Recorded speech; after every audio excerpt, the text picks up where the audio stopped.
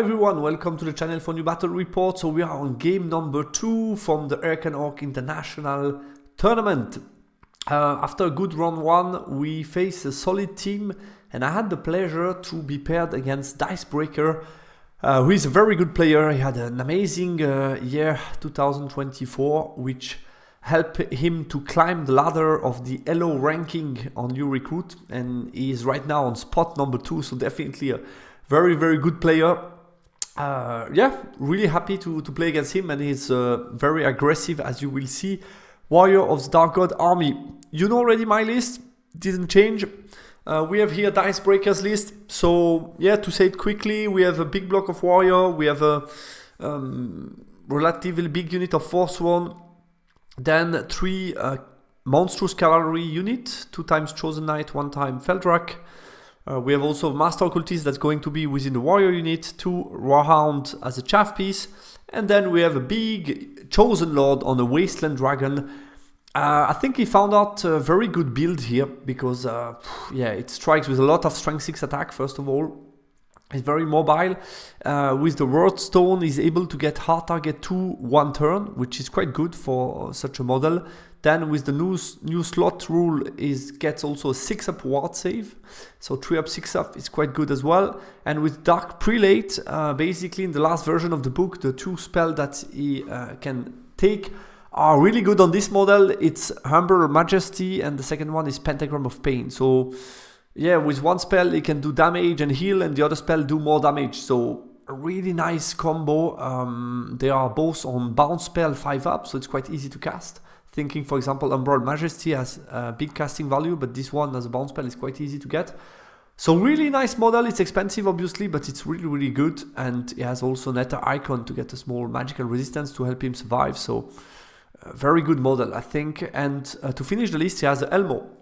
Elmo is being again quite popular. I think it's quite good on the secondary to be able to pop everywhere on the battlefield. Yeah, it's quite nice. Not everywhere, but where you put the gate, it's really nice. And to be honest, I like the last version of the Elmo, the current version, because they made some simplification to block the portal. You just to be on the point, so that's easier, I think, to play.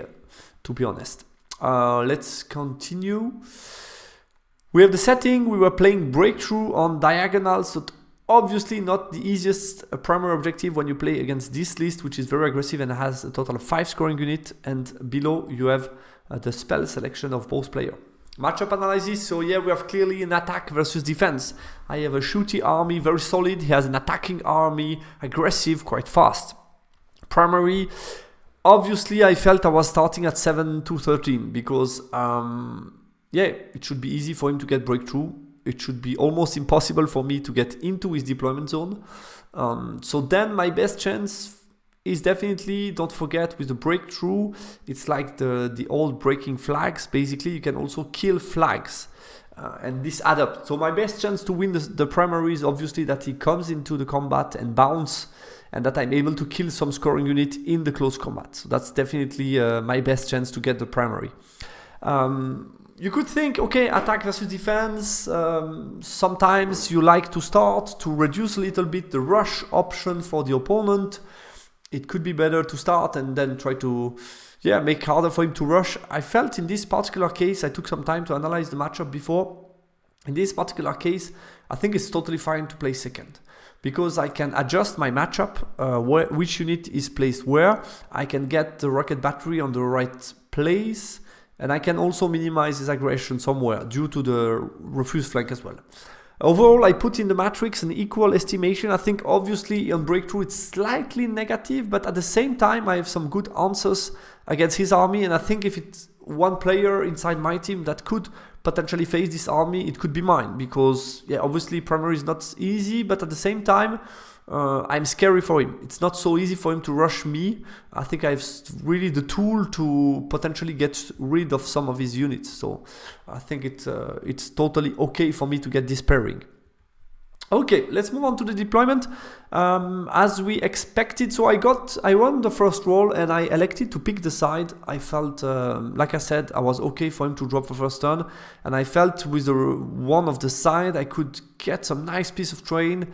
I could avoid things like the water, and I can get him the impassable in a part of the map where it's my big triangle, so it's a bit harder for him to get as soon as possible to my line.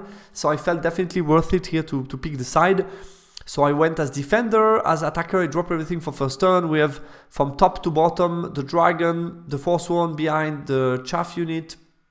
Then we have warrior, other warhound, chosen knight, Helmo in the middle, and all the way to the back we have the Feldrak. So I went with a quite compact deployment towards the left. Like I said, I'm not going to get into his deployment zone. So for me, there is no purpose into getting too close from the deployment zone. I think one of the advantage for the defender on refused flank is sometimes that you can put more distance between the opponent and you. And in this example, you see that distance. I mean, it's huge distances before it reaches me. It's at least 2 rounds to march forward. So I felt, okay, nice. That gives me time to try to manage the top flank. So that was my idea. We have from top to bottom the Disciples of Lugard. Then I have Immortal with rocket battery, Citadel, Infernal Warrior with rocket battery, Citadel Guard with Titan Mortar, Nafta in the back, Kadim Incarnate, and Slaves. I make my Vanguard on top with the idea of closing the angle of the dragon. Unfortunately, I didn't do a good job. I didn't check precisely the position of the dragon, and with the Vanguard being a bit too up, which wasn't necessary at all, I allow him to move out of line of sight, which obviously is a bit better for him than for me, definitely. So not a nice mistake to do to start the game. So unfortunately, due to the battle report, when you do simulation, sometimes you delete the original unit, which was the case here. So the dragon is not shown, but I try to reproduce the positioning of the dragon more or less. So don't be too harsh on the exact positioning, but you should be able to get the idea of his dragon moving. So yeah, basically what did my failed Vanguard move was the fact that it didn't need to use the dog, which was the plan, to chaff both the Lugar and the Immortal, and this forces the Immortal to charge the dog if I want to clean them in close combat. So that's a bit annoying. Like I said, I could have been just angling a bit better, not moving that much forward, taking a bit more time. I went very carefully with my deployment. I think it was good, but just the Vanguard done a bit too quickly, and I didn't notice that he would be able to escape line of sight, which is, first mistake, not always good to start a battle, obviously. But we will see how I can correct that afterwards. So yeah, he chaffed my Immortal. I think he made, I could charge with the Citadel in the front, maybe. I'm not even sure that I had the charge. I think the Citadel could potentially charge in the front. Not sure about that. Then he would have a counter charge most likely with the pet weapon guy in my flank. I think he found a nice setup. I don't have the exact position, but he found a nice setup. When you see this little white cross, it's basically the Elmo portal. So that's the first one he had with the deployment. Okay, let's see the magic phase. He got hereditary on my Kadim Incarnate, manage a wound, and then Gravecrawl was dispelled. He got press weapon on 2. I think it was a bit more south. Maybe this positioning was like here, and he was able to press weapon onto the Infernal Warrior, who have resistance against flaming, but still managed to get 2 wounds, roll nice 11 hits, and then had to roll to wound, and I had a 4-up, but still kill 2 little warrior, which is always nice. Let's move on to my turn 1, so I try to correct the positioning. I march with the Lugar on top to a threatened dragon, able to place both rocket battery facing the dragon. I know that he has R target 2, but that's going to be once, and still hitting on 5-up, I can still do damage. And the rest just reposition my battle line, move slightly to the back. In the magic phase, I get Flaming Sword on one of the rocket battery, which improve a little bit my odds. And I also got ward save, I think, on the unit in the middle, because I felt the Infernal Warrior were the most vulnerable to a combo charge from Forsworn and the Dragon, basically. I also got Devouring Dark on the Forsworn and managed to do 1 wound, and he dispelled the Gravecrawl.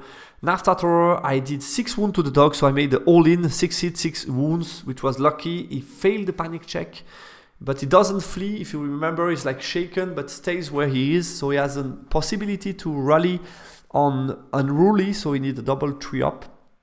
We'll see how that goes. And then Rocket Battery, I have the odds for you. I managed to do 4 wounds, which is okay. It's between 2 and 4 wounds, so I managed to do 4 wounds. So that's a very good start for me on the dragon. Definitely only 3 wounds left. That limits a little bit his options, so quite happy about that. Let's move on to his turn 2. He checked a little bit what has the charge option, and he felt the best choice would be to charge the dragon, which was automatic into the Nafta thrower. Fortunately for him, he escaped unwounded from the dangerous terrain, because it could have been quite dangerous for him to get a wound here, and then he has only 2 wounds left, and the rocket battery turns around and he dies. So that was a little bit of needed luck. Then he was able also to rally on unruly the dogs, which was also good news for him. He got spell ward save 5 up on the dragon, and here I think I made a mistake. Instead of, I was very focused on cutting the healing, so I wanted to dispel pentagram, but I think here the ward save is even better than pentagram, considering the fact that he has 3 wounds left and I do multi-wound 2. It doesn't matter that much for the rocket battery if he has 3 or 4 wounds, basically. So yeah, wasn't the best choice at all here, I think, in the magic phase. He got Gravecall on the Academy Incarnate, managed to do 4 wounds. That's it, and he killed the Nafta in the close combat. My turn, I elected to turn around and accept a flank charge from the Forsworn on a tree, but I checked the odds, and basically I should be able to kill the dragon now, because I'm hitting on 3 up. So if I kill the dragon right now, I felt the trade of the dragon dying is okay, and if he charge here in the middle, he will take some DT, I will have counter charge, so that should be fine. And also I forgot to mention that my secondary objective is to kill his dragon, while his secondary objective is to kill one of my character. So if I kill the dragon, not only I take the point, but I also take the secondary, which is quite important here. And I also charge with the Lugar into the dogs, which he fled. And I just failed charge 4, and I was still out of line of sight of the 4th one, so that's fine. And the rest of my battle line rearranged, so here really the key is to kill the dragon. Magic phase, I get Flaming Sword on one of the rocket battery to help me again. I failed the Gravecall, failed the ward save. Titan Mortar, I killed 2 warriors, and the rocket battery, that's the odds. And this time, unfortunately for me, he passes 3 ward save 5 up out of 4 wounds that I did, so I rolled quite okay, but he made a bit too much ward save. Like I said, I think he a mistake to remember in the dispelling phase, definitely. So he suffers 2 wounds, meaning he's still alive. He's still alive on 1 wound, so he cannot charge really anymore because of the DT of the ruin. But still 1 wound left, he's still alive and still causing me issues in my backline. So we'll see how I can finish him up. He's done 3, and to compensate the luck he had on the wall save, this time he failed charge on 3 up, which is obviously a good news for me. The rest pushes towards me, so you can see he's starting to circle around and preparing a charge where my battle line is a bit weaker. The dogs move forward to chaff the Lugar due to the failed charge that I cannot charge in the flank, so he plays the dog here, which makes sense. And yeah, my own unit were blocking themselves, so I have nothing juicy here with the Immortal. I couldn't find a better spot due to the positioning of my dragon in the backline, so that's the best I could do. And I think he plays a portal this time right below my slave. Let's continue. We have the magic phase.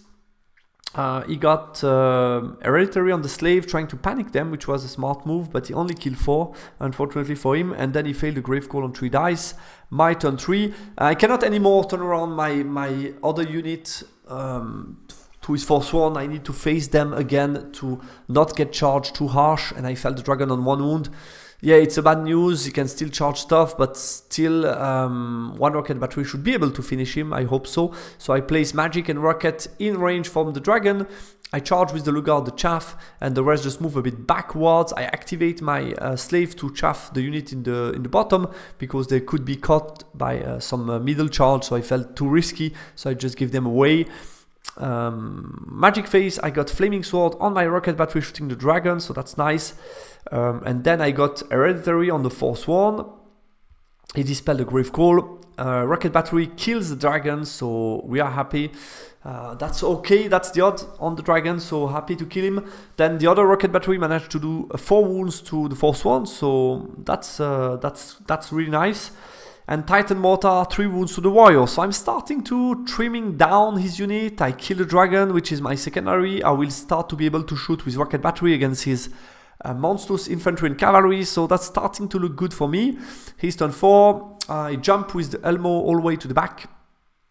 charge my chaff, but as you can see, it's a bit of bottleneck here, like traffic jam, and the rest just move a bit forward, but he had no charge with the warrior, obviously.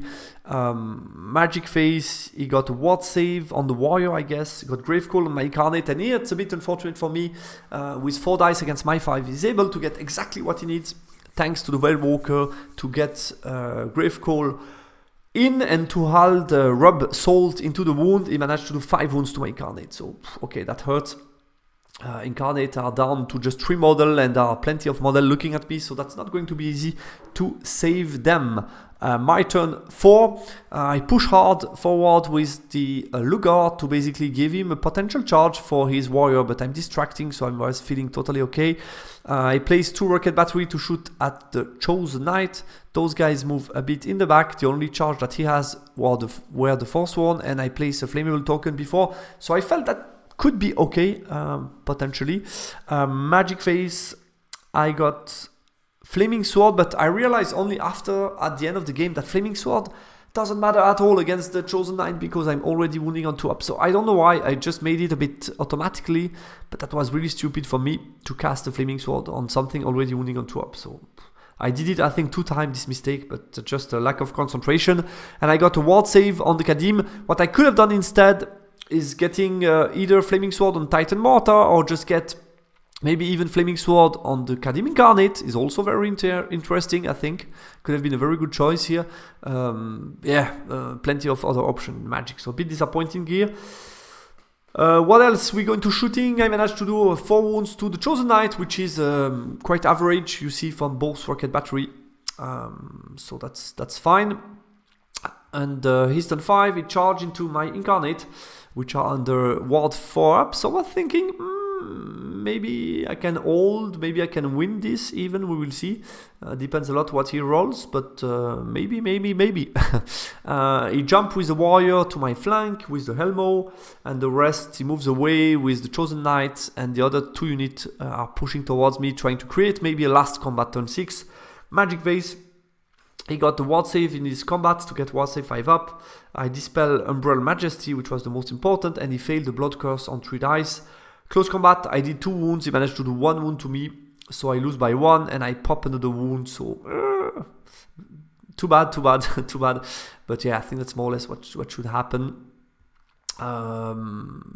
Anyway, my turn 5, I try to use his footprint against him, so I cannot charge obviously to the flank of his Forsworn due to the unit looking at me, but what I try to do is to use the frontage and the amount of unit, the traffic jam, basically to make hard for him to charge into the Citadel Guard here, and I prepare here some counter charge, and he has no chaff anymore, so I was thinking it could be hard for him to engage my blocks.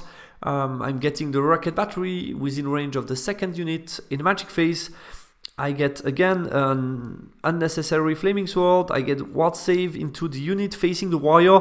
Here again, some welcome boost on the Incarnate could have been needed, because if I'm able to hold, then on my 6, maybe there are opportunities for Lugas to get those Forsworn. So yeah, again, that's, I think, some bad choice here in the Magic Phase. Should have focused a bit more on helping the unit of Incarnate here. So yeah, a bit disappointing. Rocket Battery do only 2 wounds to the Chosen Knight, and then I shoot into this big unit. I managed to do 5 wounds between the mortar and the pistols. Close combat, I lose by 4, and I fail the check, and I just pop. So that's too bad. That's the average. That's the rocket again on the Chosen Knight. So this time only 2 wounds. Therefore he's able to escape with the Forsworn, move away, and the rest move away, so that's going to be his 6. I dispel the ward save, he gets -1 strength to avoid me. I have only 1 unit that could charge him, is this unit, but with -1 strength it makes no sense. My 6, I just prepare for last shooting phase. I put everything in range, here. Magic Phase, I try to Gravecall those guys, he dispel. Then I am able to get Flaming Sword, and also on 2 dice, Hereditary, which was a bit lucky, against his warrior, which allows my pistol to wound on 3 up and reroll to wound, so that's really strong. We get into the shooting phase, the 2 rocket battery this time, get lucky and manage to finish off the unit of Chosen Knight, which is, as you can see, it's fortunate, it's like 14% chance this time, but Last round I low roll a little bit, so it's kind of okay, everything put together. But obviously a bit lucky to get that turn 6. I get full point for those Chosen Knight, not only half but full point. And to make it even worse for my opponent, I'm going to hit with the Titan Mortar, do some wounds, so it's like 2 up rollable, and then the pistol, 22 shot, doing exactly what I need to kill all the model of warriors. So I also take all the points for warrior. And basically this moves from a point total of 9 to 11 before my turn 6 to 11 to 9 in my favor, I think. So yeah, that's the odd of the pistol. But basically, yeah, reroll 2 wound, Flaming Sword is really strong combo here against those warrior. So I'm able to get on the finishing line on top with 11-9. Bit lucky, turn 6 helps me to just get on top and get a small win, a prestigious win we could say. And obviously he won the primary and I get the secondary objective. What can we say about the game? Yeah, I think the preparation here paid off. The setup was good. As expected, we had an aggressive dragon. I made the early mistake on the Vanguard, which should have been better. Would have helped me to eat the chaff sooner. I think, yeah, one, he lost too many resources on top. He couldn't really attack on top anymore, so he had to move bottom. He used really well the portal to try to remove the pressure to another point of the map where I was a bit weaker, and also at the same time to solidify his grasp on the primary, we could say.